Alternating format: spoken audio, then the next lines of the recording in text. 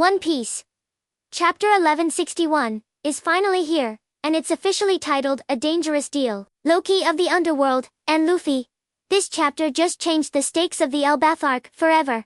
We aren't just talking about a feast with giants anymore. We are talking about a pact with the most dangerous man in the history of the Warland.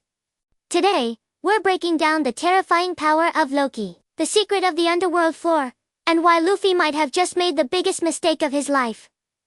Let's get into it. The chapter opens exactly where we left off, Luffy, staring down Prince Loki in the frozen depths. The scale here is insane. Oda emphasizes that Loki isn't just in prison, he is the prison's foundation. We see the giants guarding him are terrified just to look at him. Loki begins to speak, and his voice is described as a low thunder that vibrates through Luffy's rubber body. He calls Luffy the new sun god and mocks the giants above for worshipping a fraud. This sets the tone immediately. Loki doesn't care about the legends. He wants to burn them down. We get a massive low drop here. Loki explains that the underworld of Elbaf is where the failures of the giant race are sent to rot. He reveals the truth about his legendary devil fruit. It's not just a myth. He claims he ate the Hido no Mi model, Typhon, the father of monsters. This explains why the other giants fear him so much. He represents the anti-Nika. While Luffy brings joy and freedom, Loki represents chaos and the primal monsters of the old world. The tension in this scene is palpable, as Luffy realizes that even in Gear 5, Loki's aura is overwhelming. Now we get to the title of the chapter, The Dangerous Deal.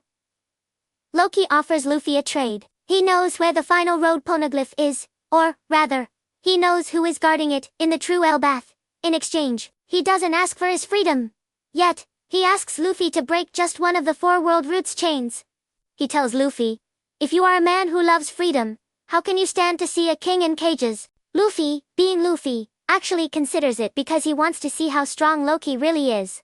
This is classic Luffy driven by curiosity and a desire for a challenge. But it's terrifying because we know Loki is manipulative. While the deal is being struck downstairs, the rest of the crew is in chaos. Usopp finds an ancient mural that depicts the end of the world Ragnarok, and it shows a figure looking exactly like Loki leading a fleet of giant undead. This is a huge foreshadowing. If Luffy releases even a fraction of Loki's power, Elbaf won't just be a stop on the map. It'll be a war zone. The chapter ends with a massive clang sound effect, as Luffy prepares a red hawk to hit the chain. The last panel, Loki's face, half-shadowed, laughing as he whispers, the era of the sun is over. Is Loki the final villain of Elbaf? Or is he an anti-hero? We need to take down the world government. By making a deal with the Underworld King, Luffy has just invited Ragnarok to the One Piece world. What do you think? Is Luffy being too reckless? Or is this the only way to get the last poneglyph? Also, does Shanks know Loki is talking to Luffy right now? Drop your theories in the comments. Hit that subscribe button for the Chapter 1162 breakdown. And remember, the One Piece is real.